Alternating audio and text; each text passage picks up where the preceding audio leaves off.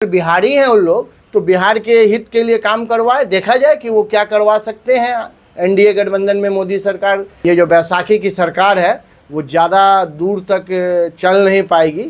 वो 6 महीना से 4 महीना के अंदर में देखिएगा उनका बैसाखी जो है टूटेगा। शहर में नदारत थी, उतना उनका वर्चस्व दिख भी नहीं रहा था, लोग खुद से जागरूक थे कांग्रेस के प्रति। राहुल गांधी जी आज हम लोगों के लिए, अभी भी हम लोगों के लिए प्रधानमंत्री वही हैं, और कोई भी पार्टी गठबंधन के खिलाफ बोल के फिर गठबंधन का सहारा लेके ही अभी सरकार बनाई, चाहे वो कि बिहार को विशेष राज्य का दर्जा दिलवाएंगे, बहुत ऐसे ऐसे फंड है जो रिलीज करवाएंगे, तो अब उनको करवाना चाहिए। वहाँ भी देखिए आप, अयोध्या जैसे जगह पर उनको हार का सामना करना पड़ा। तो भारत की जनता जो है वो मुद्दों पे बात कर रही है, इसलिए मालिक जनता होती है, जिसका उदाहरण आपको अयोध्या में मिल जाएगा।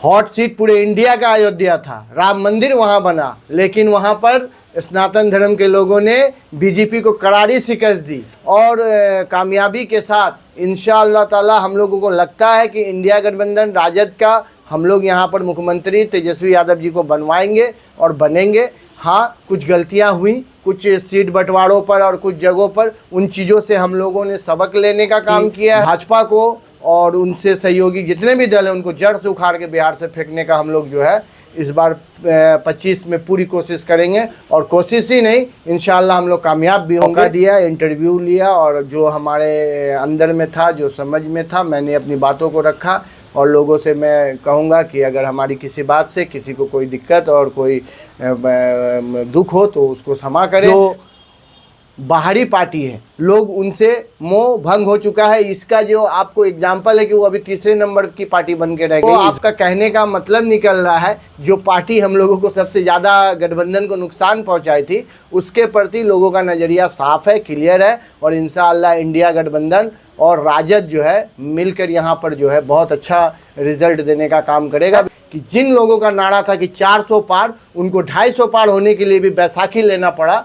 तो इसी तरह जो है बिहार में भी जनता जो है मुंह तोड़ जवाब देगी। 25 में विधानसभा में जनप्रतिनिधि जो मेंबर लेवल से लेके एमपी लेवल तक जो है, उन सभी लोगों को इस चीज़ में प्रयास कर ऐसी गर्मी में, चाहे वो देहात का क्षेत्र हो या शहरी क्षेत्र हो, सब जगह पर ध्यान देने की आवश्यकता है। और कुछ विधानसभा पे जो पार्टियां जीती थी उनका मोह माया भंग हो चुका है। मैंने एक बार यहाँ से अपना वार्ड को भी मैंने जीता है, और बहुत अच्छा एक्सपीरियंस रहा है अभी तक मेरा, जहाँ तक समाज सेवा का है। इसको मैं कंटिन्यू करना चाहूँगा। मेरे वालिद मोहतरम जनाब इम्तियाज़ अली साहब, तमन्ना वकील साहब, जिनको आप जानते हैं कि वो सीमांचल और किशनगंज के एक बहुत मशरूफ़ और मारूफ वकील हैं, सीनियर अधिवक्ता हैं। मैं उनके साहबजादा युवा राजद का मैं ज़िला अध्यक्ष हूँ, और मेरा नाम मोहम्मद शम्स इम्तियाज़ उर्फ सनी है।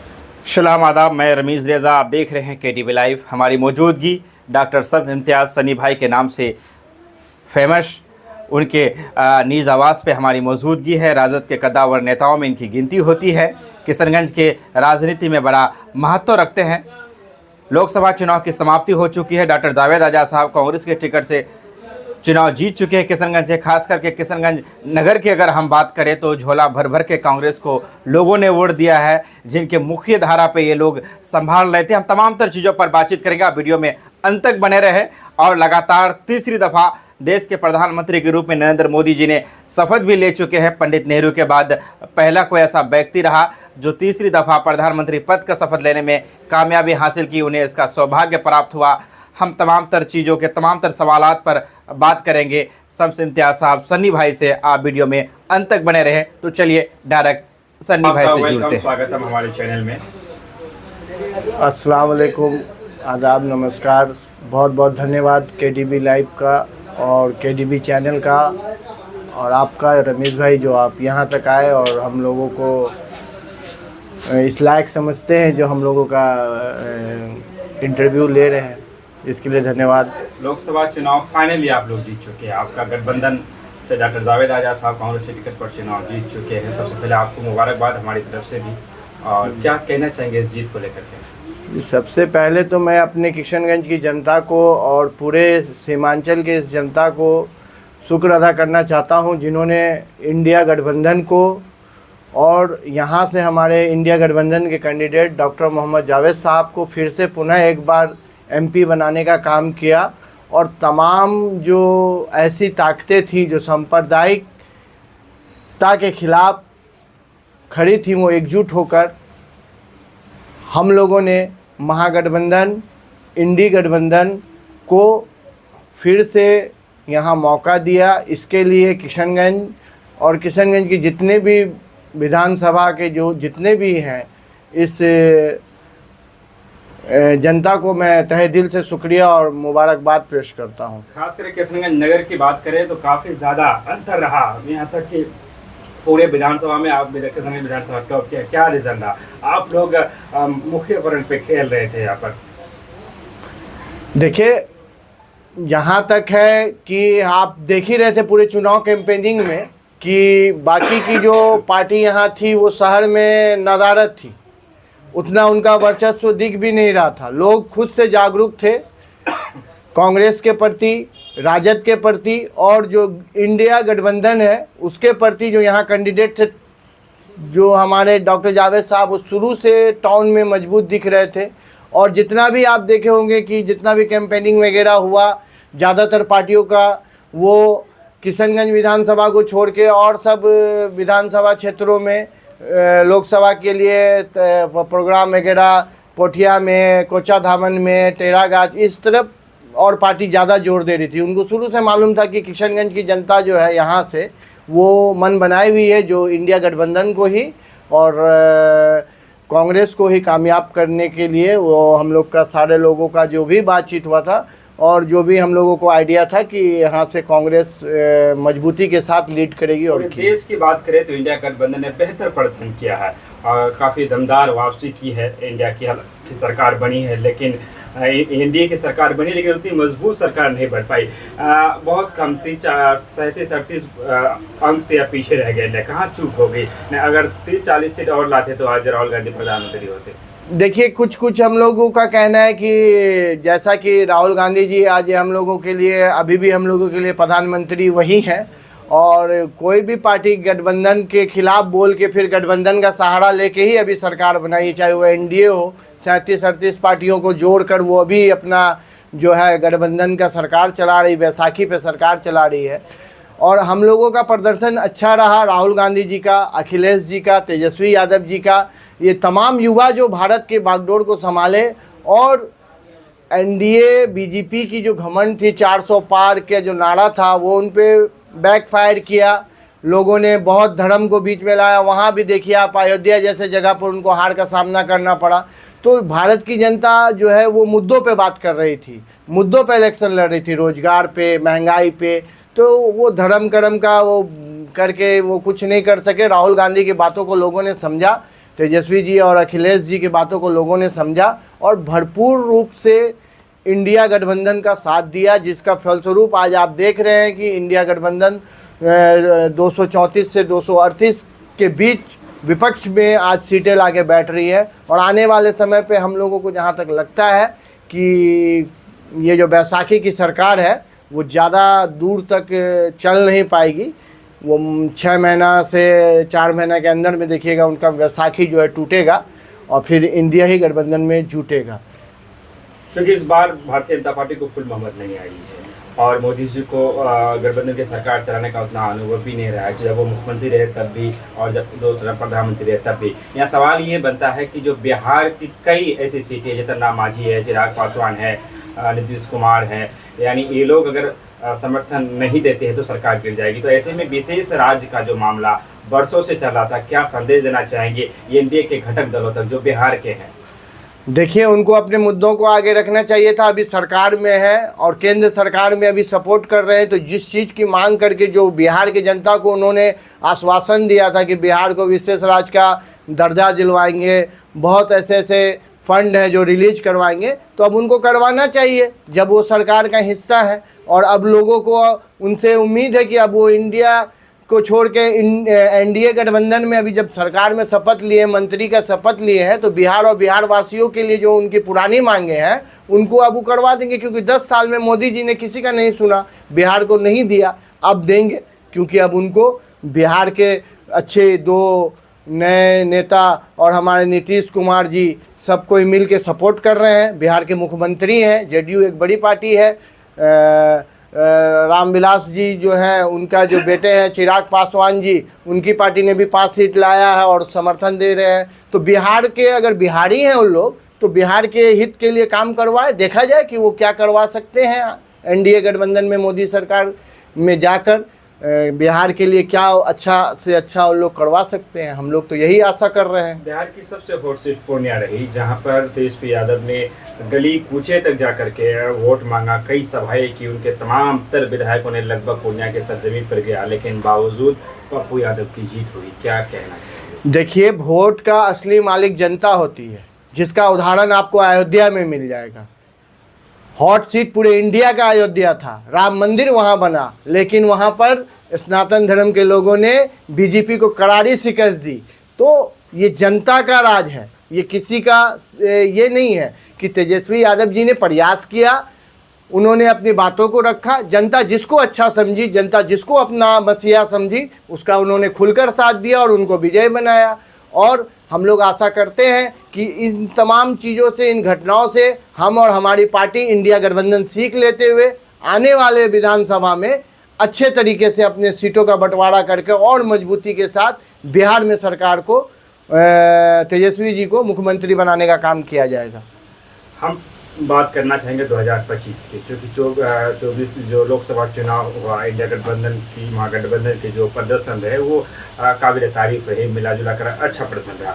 क्या लगता है बिहार में तेजस्वी प्रसाद यादव राजद के और जो गठबंधन की आपकी कांग्रेस की सरकार आ पाएगी, अच्छा प्रदर्शन कर पाएंगे 25 विधानसभा की बात करें? देखिए, आशा से तो पूरा दुनिया चलता है, उम्मीद पे दुनिया कायम है। हम लोग जिस तरह से अभी परफॉर्मेंस दिए हैं इस लोकसभा के इलेक्शन में, इंडिया गठबंधन ने जिस मजबूती से लड़ाई को लड़ा, अपने बातों को रखा, मुद्दों पे लड़ाई लड़ी, तो उसी तरह तेजस्वी जी ने भी नौकरी पे और रोजगार पे बहुत सारे ऐसे बातों को लेकर हम लोग 2025 में आएंगे और कामयाबी के साथ इंशाअल्लाह ताला हम लोगों को लगता है कि इंडिया गठबंधन राजद का हम लोग यहाँ पर मुख्यमंत्री तेजस्वी यादव जी को बनवाएंगे और बनेंगे। हाँ, कुछ गलतियाँ हुई, कुछ सीट बंटवारों पर और कुछ जगहों पर, उन चीज़ों से हम लोगों ने सबक लेने का काम किया है और आगे उसको और अच्छे तरीके से हम लोग फिनिशिंग कर कर अच्छे तरीके से अपने लड़ाई को लड़ा जाएगा, जो कि भाजपा को और उनसे सहयोगी जितने भी दल हैं उनको जड़ से उखाड़ के बिहार से फेंकने का हम लोग जो है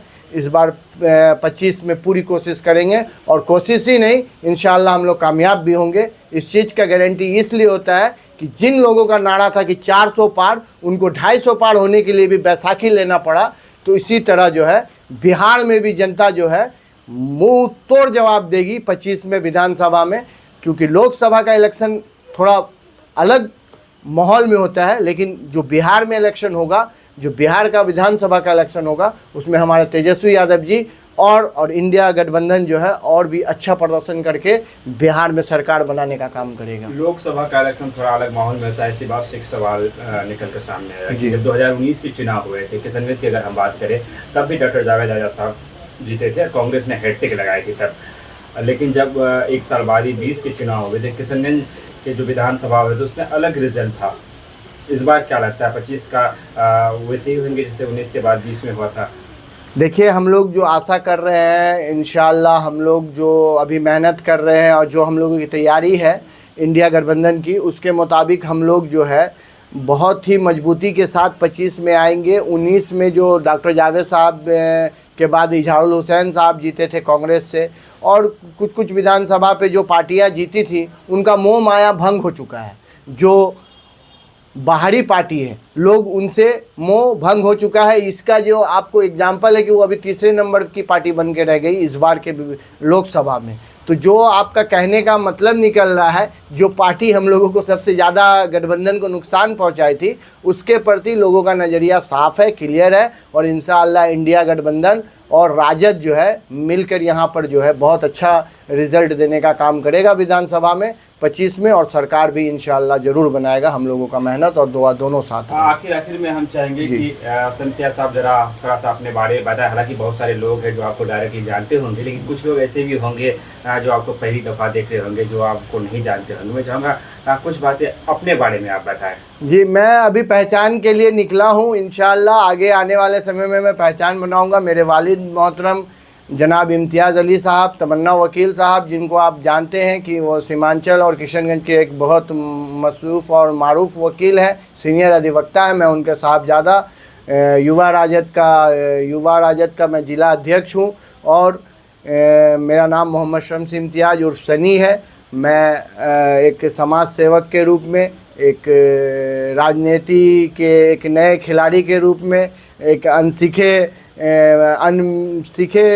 एक सिपाही के तौर पे राजद का एक सिपाही हूँ, और बहुत मजबूती के साथ मैं राजद को तन मन धन के साथ और निष्ठा के साथ सेवा करना चाहता हूँ, और अपने ज़िला और अपने बिहार के लिए, अपने देश के लिए अच्छा से अच्छा करने का प्रयास में हूँ। अल्लाह ने अगर मुझे मौका दिया तो मैं अपने ये खिदमत खल्क का जो मेरा नीयत है उसको लेके इंशाअल्लाह हम आगे भी करते रहेंगे, और अपने ज़िला के लिए, अपने देशवासियों के लिए, बिहार वासियों के लिए मैं जहाँ जो जिस लेवल से काम आ सकूँगा, और मैं आना भी चाहूँगा कि अल्लाह मुझे उस लायक बनाए कि मैं अपने समाज के लिए अच्छा से अच्छा कर सकूं। अभी पहचान बनाने निकला हूं, आप लोगों के दुआ और मोहब्बत से, अपने लोगों के प्यार से अल्हम्दुलिल्लाह बहुत मुझे मोटिवेशन और बहुत ताकत मिलता है।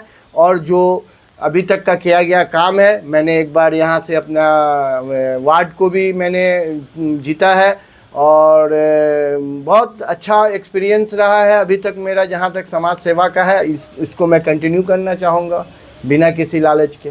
बिजली की समस्या दिन ब दिन बढ़ती जा रही है। शहर में तो कुछ हद तक ठीक है, लेकिन हम गांव देहातों की बात करें तो बिजली नदारत रहती है। क्या कहना चाहेंगे जो लोग जिम्मेदारी के पद पर बैठे हुए एडमिनिस्ट्री से, और यहाँ के हमारे जो सांसद है, विधायक है, तमाम तरह किशनगंज के सभी विधायक सांसदों से क्या कहना चाहिए बिजली की? मैं अनुरोध करना चाहूँगा कि वो अपने अपने क्षेत्र पे, अपने अपने ग्रिड पे जहाँ तक सरकार ने जो मुहैया कराया है उस पर ध्यान दे। फीड को, ग्रिड को, इन लोग को थोड़ा सा अपडेट करवाएं, और जो समस्याएं आ रही हैं जनप्रतिनिधियों को, साथ में हम लोगों को भी मिलकर अपने लोगों की समस्या को हल करना होगा। ये एक इलेक्ट्रॉनिक चीज़ है, ये अपने हाथ में नहीं है। ये तो मतलब है कि कुदरती कभी बिजली चमकने से या कहीं तार वगैरह टूटने से अधिक गर्मी जैसा पड़ रहा है, इस बार वर्ल्ड रिकॉर्ड बन रहा है गर्म का, इस सब कारण से जो है थोड़ा लाइन डिस्टर्ब चल रहा है। मगर हम लोगों को मिलके अपने जनप्रतिनिधि जो मेंबर लेवल से लेके एमपी लेवल तक जो है, उन सभी लोगों को इस चीज़ में प्रयास कर